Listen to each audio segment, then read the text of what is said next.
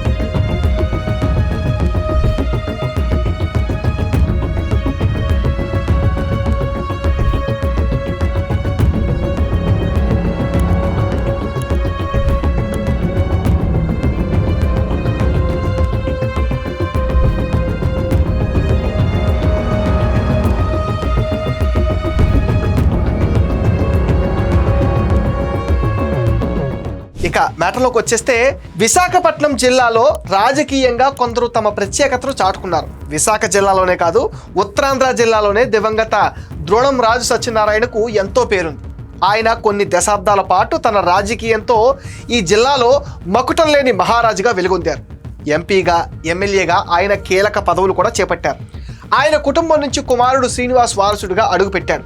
2 సార్లు ఎమ్మెల్యేగా గెలిచాడు. ద్రోణం రాజు సత్యనారాయణకు వైఎస్ఆర్సీపీ మధ్య మంచి అనుబంధం ఉంది. ఇద్దరూ ఎంతో అన్యోన్యంగా ఉండేవారు. వైఎస్ఆర్సీపీ ఏనాటికైనా సీఎం అవుతారని ద్రోణం రాజు సత్యనారాయణ ఎంతగానో ప్రోత్సహించేవారు. ద్రోణం రాజు సత్యనారాయణ మరణానంతరం 2006లో జరిగిన ఉప ఎన్నికల్లో దక్షిణ విశాఖపట్నం నియోజకవర్గం నుండి ద్రోణం రాజు శ్రీనివాస్ ఎమ్మెల్యేగా గెలిచారు. ద్రోణం రాజు శ్రీనివాస్ 2009లో కాంగ్రెస్ పార్టీ తరపున రెండోసారి ఎమ్మెల్యేగా గెలిచి కిరణ్ కుమార్ రెడ్డి ముఖ్యమంత్రిగా ఉన్న సమయంలో 2012లో ప్రభుత్వ విప్పుగా నియమితుడై తిరుమల తిరుపతి దేవస్థానం సభ్యుడిగా కూడా పనిచేశారు. ఆయన 2014లో కాంగ్రెస్ పార్టీ నుండి పోటీ చేసి ఓటమి పాలై 2019 అసెంబ్లీ ఎన్నికలకు ముందు ఆయన కాంగ్రెస్ పార్టీని వీడి వైఎస్ఆర్ కాంగ్రెస్ పార్టీలో చేరి 2019లో జరిగిన ఎన్నికల్లో వైఎస్ఆర్సీపీ నుండి పోటీ చేసి ఓడిపోయారు. అయితే నూతనంగా ఏర్పాటైన Visakhapatnam metro reason development authority తొలి చైర్మన్గా పనిచేశారు. 2020లో కరోనా బారిన పడ్డ ద్రోణం రాజు శ్రీనివాస్ కోలుకున్న తర్వాత ఇతర ఆరోగ్య సమస్యలతో ఆసుపత్రిలో చికిత్స పొందుతూ అక్టోబర్ 2020న మరణించారు. తండ్రి శ్రీనివాస్ మరణానంతరం ఆయన కుమారుడు శ్రీవత్స వైసీపీలోనే కొనసాగుతున్నారు. యువనేతగా ఆయన విశాఖ జిల్లాలో పార్టీ కార్యక్రమాల్లో చురుగ్గా పాల్గొంటున్నారు.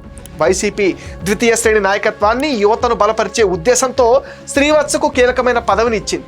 ఉత్తరాంధ్ర జిల్లాకు సంబంధించి వైసీపీ విద్యార్థి విభాగం వర్కింగ్ ప్రెసిడెంట్గా ఆయనకు జగన్ బాధ్యతలు అప్పగించారు. దీంతో ఈ యువనేతకు పార్టీలో సముచిత స్థానం దక్కింది. సత్యనారాయణ తర్వాత శ్రీనివాస్కి, ఆయన తర్వాత శ్రీవత్సకి, ఇలా 3వ తరం వారసుడికి కూడా వైఎస్ కుటుంబం ప్రాధాన్యత ఇచ్చింది. శ్రీవత్సకు ఈసారి ఎమ్మెల్యే టికెట్ ఇవ్వాలని జగన్ భావిస్తున్నారని తాడేపల్లి వర్గాలు కూడా చెప్తున్నాయి. ఈ విధంగా ఆ కుటుంబం రాజకీయాన్ని మరో మెట్టెక్కించాలని చూస్తున్నారు. ద్రోణం రాజు శ్రీవత్సకు తాజాగా కీలక పదవి ఇవ్వడంతో ద్రోణం రాజు అభిమానులు హర్షం వ్యక్తం చేస్తున్నారు. తాత, తండ్రి మాదిరిగా రాజకీయంగా రాణించాలని వాళ్ళు కోరుకుంటున్నారు. తన తండ్రి చనిపోయాక కుటుంబంతో కలిసి అమరావతి వెళ్లి సీఎం జగన్ కలిశారు శ్రీవత్స. రాజకీయంగా తగిన ప్రాధాన్యత ఇస్తామని మాకు హామీ ఇచ్చారు. వచ్చే ఎన్నికల్లో దక్షిణం టికెట్ నాదే అని ద్రోణం రాజు శ్రీనివాస్ కుమారుడు శ్రీవత్స పార్టీలో కొంతమంది కార్యకర్తలతో తరచూ చెప్తుండటంతో వైసీపీలో ఏం జరుగుతుందనేది అర్థం కావటం లేదంటున్నారు.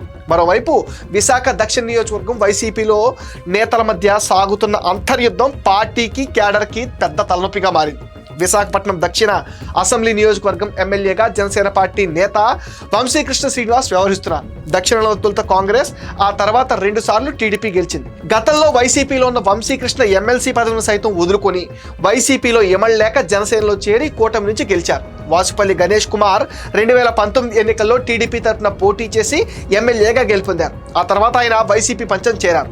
పార్టీ మీద అభిమానంతో చాలా మంది టీడీపీలోనే ఉండిపోయారు. వాసుపల్లి గణేష్ కుమార్ టీడీపీలో ఉన్నప్పుడు జగన్ మీద, వైసీపీ సర్కార్ మీద తీవ్ర స్థాయిలో విరుచుకుపడేవారు. అంతేకాదు, వినూతన రీతిలో నిరసన చేసి ఆకట్టుకునేవారు. ఇదంతా బాగా గుర్తుపెట్టుకున్న వైసీపీ నేతలు వాసుపల్లిని తమవాడిగా చేసుకోలేకపోయారు. దీంతో దక్షిణ నియోజకవర్గంలో వాసుపల్లికి వ్యతిరేకంగా 3-4 గ్రూపులు పనిచేశాయి. వైసీపీలోనే ఉన్న వాసుపల్లికి సీతంరాజు సుధాకర్కి అసలు పడేది కాదు. సుధాకర్ని ఉత్తరాంధ్ర పట్టభద్రుల ఎమ్మెల్సీ ఎన్నికల్లో గెలిపిస్తే తనకు ప్రధాన అడ్డంకి తొలగుతుందని ఎమ్మెల్సీ ఎన్నికల్లో సుధాకర్ కోసం ప్రచారం చేశారు. ఉత్తరాంధ్ర పట్టభద్రుల ఎన్నికలో వైసీపీ ఘోరంగా ఓడిపోయింది. దీంతో సుధాకర్ వాజ్పేయికి పోటీగా మారాడు. ఈ ఇద్దరు కూడా సొంత పార్టీలను వీడి కొత్త పార్టీలో చేరి ఆయా పార్టీల్లో ఎమ్మెల్యే అభ్యర్థులుగా నిలిచారు. తూర్పు నుంచి దక్షిణం వరకు వలసి వచ్చిన జనసేన అభ్యర్థి వంశీకృష్ణ పూర్తిగా కూటమి ఓటు బ్యాంక్ పైనే ఆధారపడి విజయం సాధించారు. 2029లో మళ్ళీ తానే పోటీ చేస్తానని వాజ్పేయి ధీమాగా చెప్తున్నారు. ఏపీ ప్రజలు ఎప్పుడూ మార్పును కోరుకుంటారని, ప్రతి 5 ఏళ్లకు వారు అధికారంలో ఉన్న పార్టీని గద్దె దించుతారని అంటున్నారు. 2014లో టీడీపీ గెలిచింది, 2019లో వైసీపీ గెలిచింది, 2024లో మళ్ళీ టీడీపీ వచ్చింది. అంటే 2029లో వైసీపీదే అంటున్నారు. 2029లో తానే గెలిచి మంత్రి అవుతానని అంటున్నారు. ఇటు శ్రీవాత్స అటు వాజ్పేయి పోటీలో చివరికి ఎవరిని అదృష్టం వరిస్తుందో వేచి చూడాల్సిందే.